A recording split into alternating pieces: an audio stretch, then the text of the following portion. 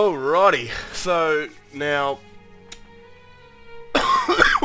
fucking hell, I'm dying of Rona. Oh, that was gross.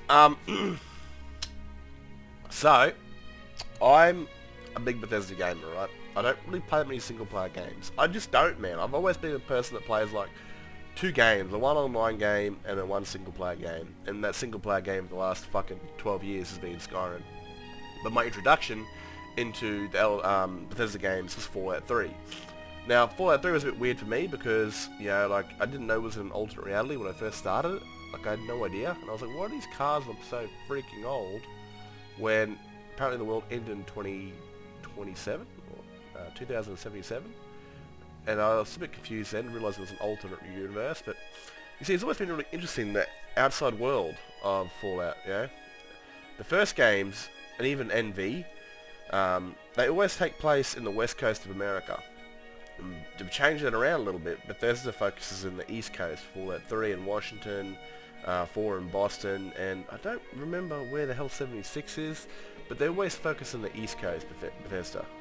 Now, this team of modders, Fallout London, is taking place in friggin' London. I mean, it's always been an interesting idea to see what the world of Fallout looks like outside of America, outside of the west coast, east coast, south or north. You know, I've always imagined like a Fallout China. What happened to China? You know, and I've always imagined this like group of United States soldiers that got ghoulified.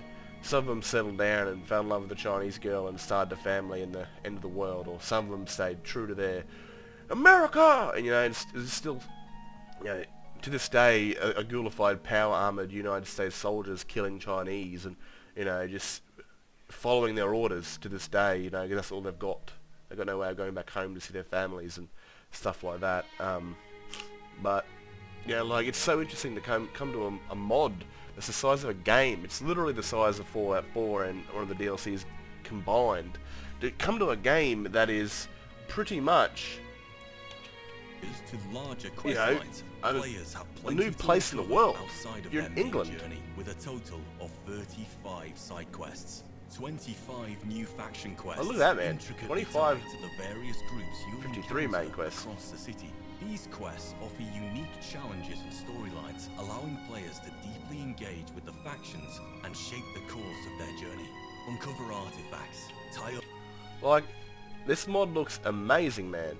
And who knows, even though it's so far away from what you know, the first Fallout teams and the Bethesda teams have been doing, they might even take this into consideration when it comes into Fallout 5. You know, there might be a reference to what they've done here because it's so far away from the way they do their games that, you know, they can use a lot of this stuff to sort of add little mods to the modding team. You know, in Fallout 5, they might bring up a certain character or a certain place in London that, depending on where it's set, of course, because it's a lot of land to cover, and I'm not too sure something happening in London's going to make news all the way in America because there might not be any communication or anything like that. One of the great things I saw back down here was like, what they're doing, man, with cells and stuff. Like, it looks amazing. London is massive, dude. Like, it's gigantic. Oh, another fucking ad. Fucking Jesus Christ. Fuck off, KFC, you cocksuckers. Oh, fuck me. With exfoliating bar is just $19.99 at Chemist Warehouse. Lewisham, the urban mosaic. Like, look, this is all this, it's like the world cells you can go to, right? It's crazy. 182 cell canvas of diversity. Newham, a dynamic district with 109 cells, where radiation change is the only constant. Historic streets of Southwark, with 437 cells, where every corner whispers tales of yore. Tower Hamlets, 368 cells, of where power and history collide. The open parkland of Wandsworth, and its 388 cells. And Westminster, the police. 88. Like this right here, man, like this is all the world spaces in London, I'm pretty sure. So you go through like a subway door and you end up just like you kind of in Fallout 3, how you'd like to go through a subway and end up inside Washington. But this is going to have a shit ton of more cells, and the last one's very interesting because a lot of England's controlled by factions, a lot of London's controlled by factions, and it's kind of destroyed. But the very last one, Westheimer, if I say that correctly, is very established for the rich people of London. Like it's a remnant of the old world where a lot of rich and wealthy people live. Fine clothes, nice cars, good food. It's it's the last remnant of civilized life, and I really like that. Like a lot of these places either are barren, destroyed, controlled by gangs or factions, where Westheimer is going to be like the established order in London. Gate cells and Westminster, the Oh, look at that. political epicentre, boasting 304 cells. Creating these areas has required concepting, design, testing, and onerous nav meshing to ensure they produce a coherent... Like, this looks amazing, man, I gotta say, like... like, the ability to, like, craft a world like this, and I don't know when they started, maybe they started when the creation kick, obviously, I don't know, I think it was like 2016, or 17, I don't know, it took them 6 months to bring out the CK tools, Fallout 4, which really made it suffer, because people kind of, like, gave up and fucked off back to Skyrim, or Fallout 3, or New Vegas, and they've been working on this for some time, obviously, but it looks like it's paid off amazingly, man. Like, you get to go to an entirely new part of Fallout, an entirely different part of the world, and that's amazing. And again, this is the sort of things that I love about Fallout modding, is teams coming through and making brand new parts of the world. I mean, Fallout London, and then you got Fallout Cascadia, you got the remake teams like Fallout 4 Capital Wasteland, the Fallout 4 New Vegas, and then you've got the Skyrim ones, of course. You've got Sky Oblivion, Sky Wind, you got Beyond Skyrim, which is a sort of thing like this where they're creating new worlds and new stories across Tamriel.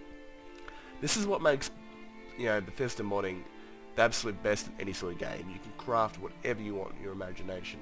You just need the right people and the right amount of time, and you're able to turn what this idea into your head and turn it into a mod that millions will love. And it's things like this that I'm so proud of when it comes to Bethesda modders. They go out of their way to create these masterpieces, and they don't get paid for it. It's all built through passion, and when that's what I love about these things. Fallout London will no doubt be 10 times the game that Fallout 4 is. And I don't say that as a shit on Bethesda. I say that because it's simply built by passion. Bethesda makes some good games. Not all their games have the best things in them or anything like that, but at the end of the day, Bethesda games are to make money, right? They build those games to make money, and that is fair. That's just the way life works. These guys, modding teams like Fallout London and the rest of them, they make these mods out of a complete and utter passion, for the love of doing it. They don't get paid doing it, they don't get paid releasing it. And that's what I love about these sort of things. It's, things built out of passion are always going to outrun things made for money, even if, they're great games. But I'd like to say a big thank you to this team and any other big modding team creating gigantic game-sized mods for any of the Bethesda games. It be Fallout 3, NV, Skyrim, and 4, and even for the future, man. Like, I wonder if there's going to be a team that remakes Skyrim in the Elder Scrolls 6. Anyway, now I did forget to mention this in the video, so I've come back and put it back on because I'm a fucking idiot. Now, its release date, it's a newer release date, is St. George's Day, which is like 23rd of April. I don't think it's an English holiday. So I don't, when's that bloody Fallout TV series coming out? I don't remember, but it's, next year. It's not like, 4 months away, man, so Jesus Christ, it's not too far away. It's pretty crazy, and thousands, probably millions will be able to enjoy this, which leads me to the idea that, console players will never be able to use this, especially PlayStation, and most probably, when it comes down to it, Xbox, because they won't be able to fit 2 gigabytes into this entire mod. Just doesn't seem anywhere near possible. It leads me to another idea for another video, is will mods like these ever be able to be free on the Bethesda creation mods, I don't know if I would love to pay for them, but I don't know if you'd be able to pay like 50 or 60 or 70 people, even the small dudes that made like 2 or 3 3D assets. Like, how do you pay them? But if so, like, would it be possible for Bethesda to use a kind spot in their heart and turn these gigantic game-sized mods and add them on the Bethesda.net creation mods for free, so it turns into an official DLC that other other console users will be able to play. Highly unlikely because it'll most likely require SKSE, or sorry, Fallout 4 script extender. But again, there's probably ways to work around that. But anyway, comes out St. George's Day next year, around April 23rd or so. It's only like 4 more months away, pretty much exactly to me.